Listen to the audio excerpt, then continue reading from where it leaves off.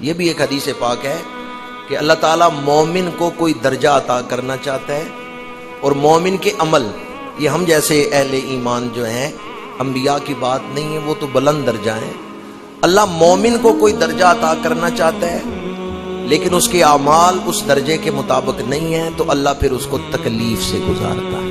مومن صبر کرتا ہے، اللہ اس کو وہ درجہ عطا فرما دیتا ہے۔ یہ وقت جو ہم گزار رہے ہیں، یہ وقت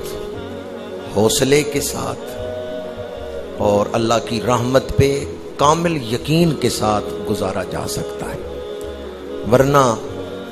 بہت سارے لوگ ایسے ہیں جو مایوسی پھیلا رہے ہیں اور افواہیں پھیلا رہے ہیں۔ آپ دکھ کی اس گھڑی میں ہمت سے اور اللہ کی رحمت پر یقین کے ساتھ